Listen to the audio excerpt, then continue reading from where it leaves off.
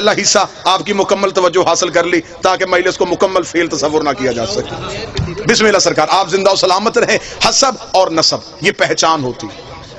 حضرت آدم کے دو بیٹے حابیل اور قابیل، قابیل نے حابیل کو قتل کر دیا۔ اس میں اگر آپ کو ناموں کی پہچان نہ ہو سکے کہ ان میں سے قاتل کون ہے مقتول کون ہے، ہمیشہ یاد رکھیے گا قاتل والی کاف جس کے نام پہ ہے وہ قاتل ہے، قابیل۔ اس نے حابیل کو قتل کر دیا۔ پھر خدا نے آدم کو دو بیٹے دیے، ایک کا نام شیس، ایک کا نام یافس۔ شیس اور یافس سے حضرت آدم کی نسل چلی۔ ان کے لیے اللہ نے جنت سے دو حوریں اتاری، ایک کا نام نزلہ، ایک کا نام منزلہ۔ شیس اور یافس کی نسل دنیا میں قائم ہو گئی۔ شیس کو اللہ نے 12 بیٹے دیے اور یافس کو اللہ نے 12 بیٹیاں دی۔ ان دونوں کی خاندانوں کی آپس میں شادیاں ہونی شروع ہو گئی اور نسل انسانی پھیلنا شروع ہو گئی۔ شیس اور یافس سے نسل انسانی چلی۔ پھر یافس کی نسل سے خدا نے آگے انبیاء کا سلسلہ شروع کیا۔ یافس کا ایک بیٹا نبی بنایا جسے انوش کہا گیا۔ انوش کے ایک بیٹے کو نبی بنایا جسے کنان کہا گیا۔ کنان کا بیٹا نبی ہوا جسے مہلائیل کہا گیا۔ مہلائیل کا بیٹا نبی ہوا جسے الق کہا گیا۔ الق کا بیٹا نبی ہوا جسے یرد کہا گیا۔ یرد کا بیٹا نبی ہوا جسے اخنوک کہا گیا۔ اخنوک کو ادریس کہتے ہیں۔ یہ جناب ادریس اس دنیا میں پہلا انسان ہے جس نے تہذیب انسانیت کا آغاز کیا۔ جناب ادریس کی زندگی، جناب ادریس کے بارے میں مکمل مجلس پڑھی جا سکتی، لیکن میں بڑی جلدی گزرنا چاہتا ہوں۔ جناب ادریس وہ ہیں سب سے پہلے یہ جو زراعت ہے، یہ جو آپ آج کھیتی باڑی کرتے ہیں، یہ سب سے پہلے جناب ادریس نے شروع کی۔ گنتی سب سے پہلے ادریس نے ایجاد کی۔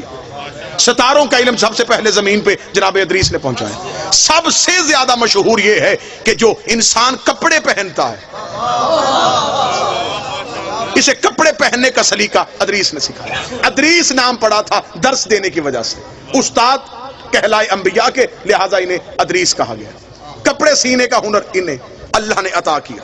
پھر جب انہیں کپڑے سینے کا طریقہ آ گیا، خدا نے کہا تجھے کپڑے سینے کا طریقہ آ گیا ہے، اب میں تجھے جنت میں بٹھا لیتا ہوں کیونکہ مجھے جنت کے مالکوں کا لباس چاہیے۔ جناب ادریس کو خدا نے، اور جناب ادریس وہ اللہ کا نبی ہے جو زندہ ہے اور جنت میں ہے۔ عیسیٰ زندہ ہے لیکن جنت میں نہیں، عیسیٰ چوتھے آسمان پہ، ادریس زندہ ہے لیکن جنت میں، اس لیے یہ کام پہلے کر چکا ہے جس کے بعد جنت میں جانا تھا۔ یہ وہ کپڑے سی چکا ہے۔ عیسیٰ کا بھی کام باقی ہے کیونکہ 12ویں کا بھی ظہور نہیں ہوا۔ لہذا جناب ادریس سے توجہ مکمل سرکار، جناب ادریس سے تہذیب انسانیت کا پھر آگے سے آغاز ہو گیا۔ جناب ادریس کا ایک پوتا جس کو نام لمک بھی کہتے ہیں، لامک بھی کہتے ہیں، ان کا ایک بیٹا ہوا جس کو کہتے ہیں یشغر۔ یشغر کیونکہ عبرانی زبان کا لفظ ہے، اسے عربی میں عبد الغفار بھی کہا گیا، عبد الشکور بھی کہا گیا، عبد الاعلی بھی کہا گیا۔ یہ 3 نام تاریخ میں عرب کی طرح لکھے، لیکن نام ان کا پڑ گیا نوح، نوحہ پڑھنے کی وجہ سے۔ قوم ظلم کرتی تھی، نوح نوحہ پڑھتا تھا۔ قوم پتھر مارتی تھی، نوح نوحہ پڑھتا تھا۔ نوحے پڑھنا نبیوں کی سنت ہے، پتھر مارنا کافروں کی عادت۔ نوجوان آج کی مجلس کو مکمل توجہ فرمائیے۔ جناب نوح نے سلسلہ تبلیغ کا آغاز کر دیا۔ 950 سال یہ اللہ کا نبی تبلیغ کرتا رہا، 950 سال۔ بندے کتنے مسلمان ہوئے؟ 80۔ 950 سال تبلیغ، 80 بندے مسلمان ہوئے۔ 950 سال کے بعد جناب نوح نے کہا میرے اللہ بس تھک گیا ہوں۔ 950 سال کوئی تھوڑا عرصہ نہیں ہوتا۔ عذاب بھیج ان پہ۔ نوح نے عذاب مانگا، یہ جبریل آیا۔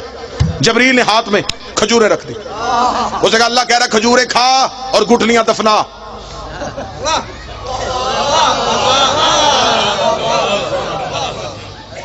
اب دیکھیں حد ہو گئی، اب مانگا اس نے عذاب تھا، کھجوریں گئی۔ نوح نے کہا میں 950 سال کے بعد اگر مانگا ہی مانگا تو اس نے کھجوریں کیوں بھیج دی؟ جبریل نے کہا خدا کہہ رہا ہے کہ کھجوریں کھا اور اس کی گٹلیاں زمین میں دفنا، ان سے کھجور کا درخت پیدا ہوگا۔ جب وہ کھجور کا درخت پیدا ہو جائے اس کھجور کے درخت کے لکڑیاں اتارنا، اس لکڑی کے پھٹے بنانا، ان پھٹوں سے پھر ایک کشتی بنانا۔ نوح نے کہا کہ کیونکہ جو زمیندار بندے بیٹھے یہ میری اس بات کو ضرور یقیناً اس پہ دلیل دیں گے، کھجور وہ درخت ہے جو دیر سے جوان ہوتے، بیری کہتا، سفیدہ کہتا، کوئی اور درخت کہتا، خدا نے کہا کھجور سے بنا۔ نوح نے کہا کھجور کب جوان ہوگی، کب لکڑیاں اتاروں، میں کسی اور درخت کی لکڑیاں اٹھا لوں؟ لفظ سننا، لفظ، میں کسی اور درخت کی لکڑی اٹھا کے اس سے بناؤں؟ جبریل نے کہا تجھے نہیں پتا سفینہ بننا ہے نجات کا، نجات کے سفینے کو یہاں کی لکڑی لگ ہی نہیں سکتی۔ کون شیعہ ہے جسے نبی کی حدیث نے یاد؟ نبی نے کہا میری اہل بیت کی مثال سفینہ نوح کی ہے، اگر نوح کی کشتی کو یہاں کی لکڑی نہیں لگتی تو اہل بیت میں کوئی گناہگار کیسے آ سکتا؟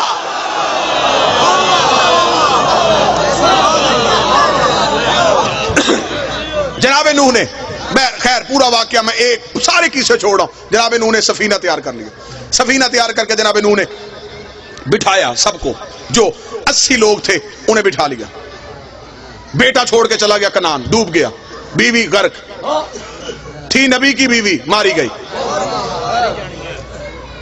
تھا نبی کا بیٹا غرق ہو گیا، جوڑے جوڑے بٹھانے شروع کر دیے، جانوروں کی ہر نسل، کیونکہ دوبارہ پوری دنیا نے غرق ہونا تھا، نئی دنیا آباد کرنی تھی، لہذا ہر مخلوق کا جوڑا چاہیے تھا۔ نبی نے بلایا ساری مخلوقات میں سے 80 انسان آ گئے اور ہر ایک جانور کا جوڑا جوڑا آنا شروع ہوا، حتیٰ کہ خنزیر جو ہے یہ بھی نوح کی کشتی کی طرف دوڑا۔ اس کی مادہ نے اس سے پوچھا کہاں جا رہا ہے؟ اس نے کہا تجھے نہیں پتا نبی بلا رہا ہے، اگر نہ گئے تو کل کو دنیا کہے گی تھی سور تھے نہیں آئے۔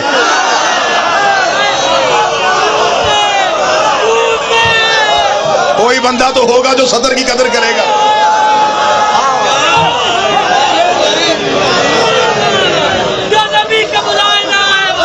کل کو دنیا کہے گی، رائے نجم صاحب کل کو دنیا کہے گی خنزیر تھے نبی بلاتا رہا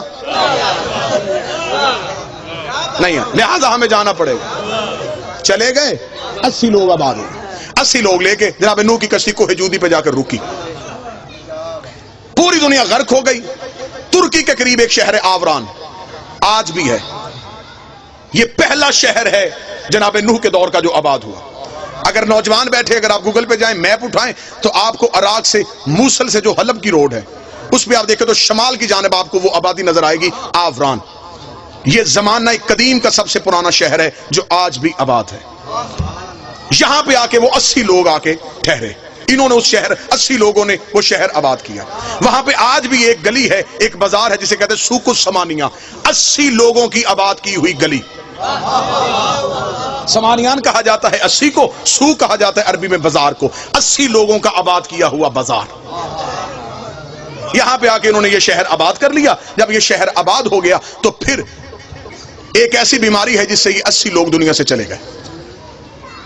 نوح کے 3 بیٹے اور ان کی اولاد بچ گئی، حام، سام اور یافس۔ اب خدا نے دوبارہ نسل انسانیت کا آغاز کر دیا۔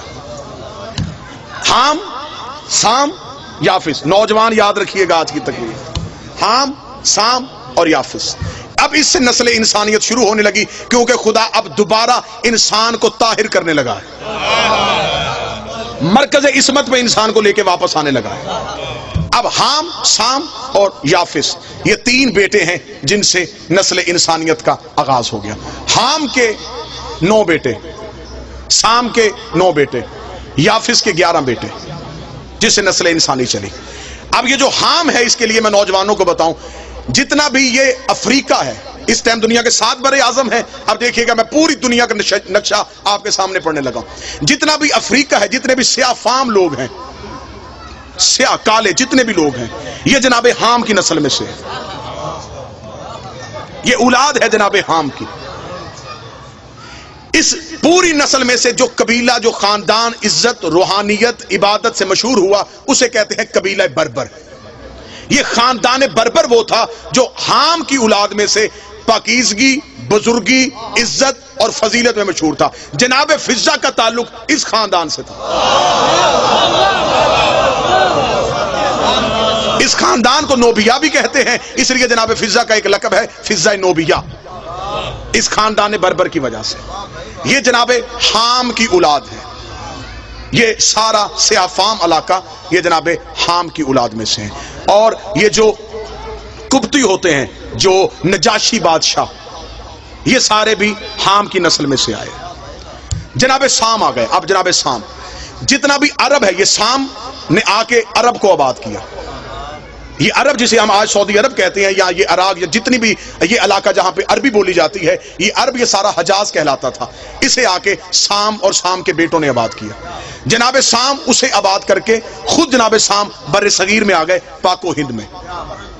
جناب سام جب بر صغیر میں پہنچے تو یہ پاکستان میں جب آئے تو یہ گجرات میں آئے۔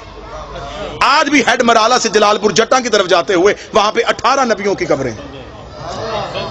آپ کو پورے پاکستان میں اکثر جگہوں پہ قبریں ملے گی جسے ہمارے لوگ، زمانے کے لوگ کہتے ہیں 9 گزے۔ انہیں پیر سمجھا جاتا ہے، یہ جناب سام کی اولاد میں سے۔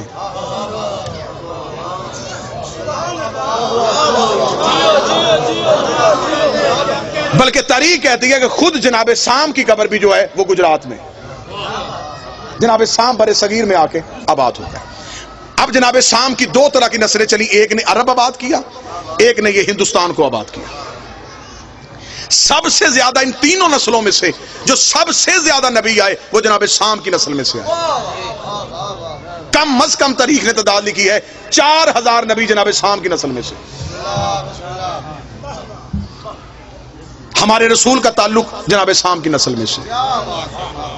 جناب سام، اب آپ کو ذہن میں بڑا کوشش کر رہا ہوں، بڑا خوبصورت کر کے آپ کے سامنے بیان کروں۔ جناب حام کی نسل کالے، قبیلہ مشہور بربر۔ جناب سام کی نسل عرب اور ہندوستان کے لوگ۔ قبیلہ جو مشہور ہوا وہ قریش، با عزت، با عظمت، با کردار، عبادت، تقوی، پرہیزگاری کی بنیاد پہ جو سب سے افضل ہے وہ جناب سام کی نسل میں سے یہ سلسلہ قریش چلا، جس میں سے سارے انبیاء آئے۔ بور تو نہیں ہو گیا اب اس بات اس سے آگے جناب یافس، بسم اللہ سرکار، اس سے آگے جناب یافس۔ جناب یافس نے آ کے جتنا بھی ہمارا یورپ ہے، آذربائیجان، ترکمانستان، اٹلی، یورپ، اس سارے کو آ کے جناب یافس کے بیٹوں نے آباد کیا۔ یہاں پہ سلسلہ چلا جناب یافس کا۔ جتنے بھی کیسر تھے، ایک بات ہمیشہ یاد رکھیے گا، اکثر ہمارے لوگ ایک بہت بڑی غلط فہمی میں ہیں، اور 98% لوگ اس غلط فہمی میں، وہ سمجھتے ہیں کہ فرعون نام تھا، وہ یہ سمجھتے ہیں کہ کیسر نام ہوتا ہے، کسرا نام ہوتا ہے۔ نہیں، جتنے بھی مصر کے بادشاہ ہوتے تھے ان سب کو فرعون کہا جاتا تھا، جتنے روم کے بادشاہ ہوتے تھے ان سب کو کیسر کہا جاتا تھا، جتنے ایران کے بادشاہ ہوتے تھے ان سب کو کسرا کہا جاتا تھا، اور جتنے عرب کے بادشاہ ہوتے تھے انہیں سردار کہا جاتا تھا۔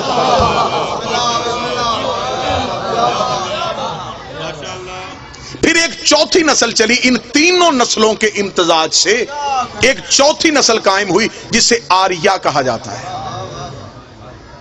اگر آپ نوجوان جائیں گے انٹرنیٹ پہ، آپ جا کے سرچ کریں گے تو مہابھارت، برہمن جو ہندو مذہب میں ہے، جو ہندو مذہب کا سب سے برگزیدہ خاندان ہے، اس کا تعلق بھی آریہ نسل کے ساتھ ہے۔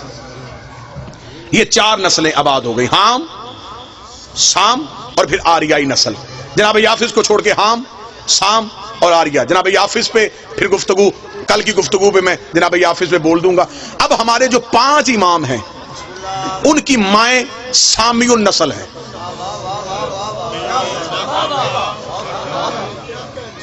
پیر ایسا ہونا چاہیے جس کی ماں کا بھی شجرہ پڑھو تو شرمندگی نہ ہو۔ امام ہونا ایسا چاہیے، مائیں بھی پاک ہوں، باپ بھی پاک ہوں۔ جب نبیوں کی مائیں زہرا کا مقابلہ نہیں کر سکتی تو بے اولاد مائیں زہرا کا مقابلہ کیسے کریں؟ سامی النسل۔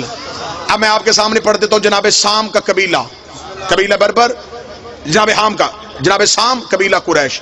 جناب سام کے قبیلے میں سے جو ہمارے 5 آئمہ کی والدہ امہات ہیں، مائیں ہیں مقدس، ان میں سے پہلی ماں مولا امیر المومنین کی والدہ جناب فاطمہ بنت اسد، اللہم صلی علی محمد و آل محمد، اسد کی بیٹی، نسل سام کی۔ مولا امام حسن اور امام حسین کی والدہ جناب سیدہ شہزادی کونین، नस्ले साम में से 3 इमाम हो गए जी। 5वां इमाम इमाम मोहम्मद बाकर अलैहिस्सलाम, इनकी वालदा है फातिमा बिनते हसन, इमाम हसन की बेटी फातिमा, इनका ताल्लुक भी जनाब शाम की नस्ल में से। ठीक हो गया। चौथा इमाम जो है, चौथा इमाम इनकी वालदा शहरबानो, शहरबानों का ताल्लुक आर्या नस्ल के साथ है, ईरानी नस्ल के साथ। ये जितनी भी पाक बीबियां जिनके मैं नाम ले रहा हूं, ये सारी अपने अपने दौर की शहजादियां हैं।